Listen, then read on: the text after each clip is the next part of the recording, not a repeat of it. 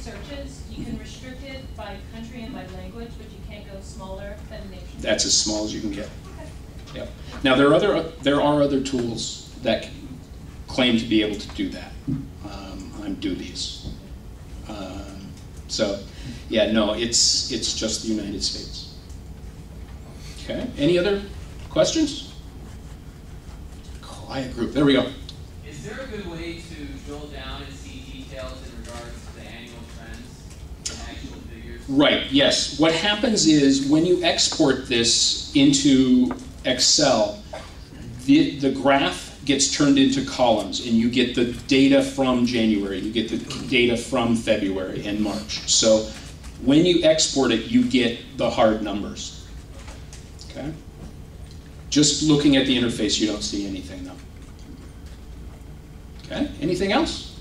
Yes? You were talking about the location, so like wedding photographer, you couldn't say, oh, Chicago or whatever, but would it be silly to think most people would put in Chicago? So if you added if the keyword includes the word Chicago, you can assume, but if it's just wedding photographer, no, that's national.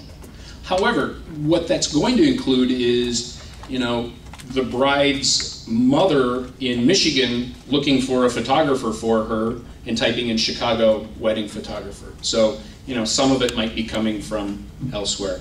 But you probably can't see, but for Chicago wedding photographer, you probably aren't surprised to find out that the global search number is the exact same as the local. Not many people in Bangalore are searching for Chicago wedding photographer. Yeah? Does it need to be an exact match as far as their algorithm goes? As far as like the word in, I would think wouldn't matter in your... Doesn't matter. Okay. Doesn't matter. What does matter is plurals. Okay? Wedding photographer and wedding photographers are two different keywords. Okay? So what's going to happen is this is going to spit out hundreds and hundreds of keywords that you're going to be able to look through. And you're going to start to see, well, wedding photographer, most people search for wedding photographer. They don't search for wedding photographers. And my client thought wedding photographers was the keyword, you know. No, the S, and it makes a difference. It does make a difference. However, prepositions and small words like that don't play into it. Okay. What about the order of the keyword? Order doesn't matter. Well, there's something that I'm not going to be getting into tonight, but there's different types that you can say, I want a broad search, I want a broad match or an exact match. And broad matching, where you're just saying, I want the word Chicago wedding photographer. If it's wedding photographers in Chicago, you're going to come up. You're going to come up.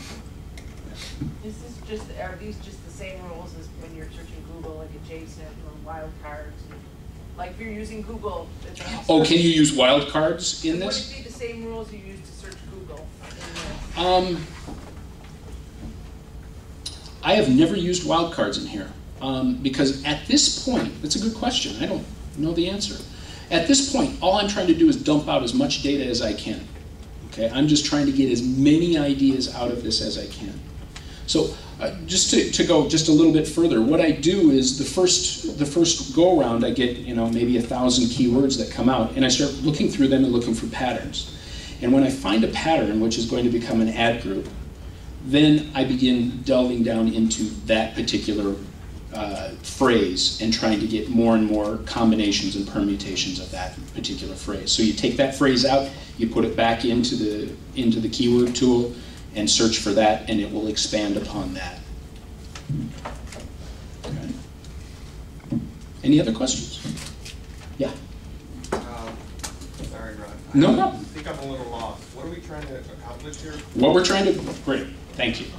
What we're trying to accomplish is searching for keywords, and in particular, trying to find the longer tail keywords. For most businesses, they're not going to do well finding, Chicago wedding photographer. What we're looking for is how many people are searching for wedding photographer in Lincoln Park who does photojournalism style photos.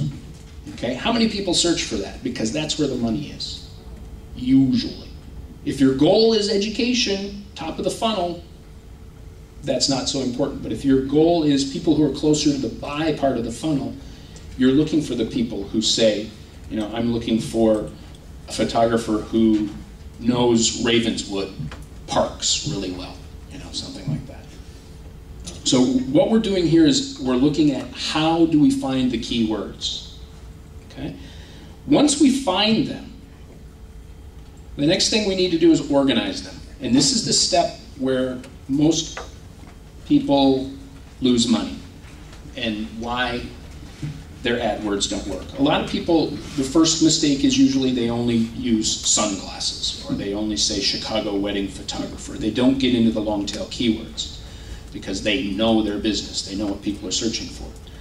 The next big mistake that people make is they don't use the next level of organization in AdWords, which is called ad groups. What's an ad group? This is a little bit difficult. So if this is not clear, ask questions, and I'll try to make it as clear as I can.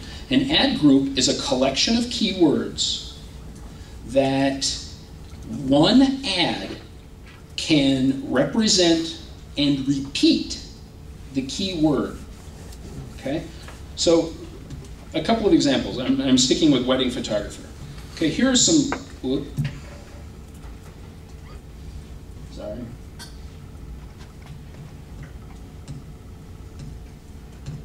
Okay, here's some keywords around wedding photographer. So you've got wedding photographer, wedding pictures, Chicago wedding photographer, wedding photojournalist, best wedding photographer. The superlatives are always really important.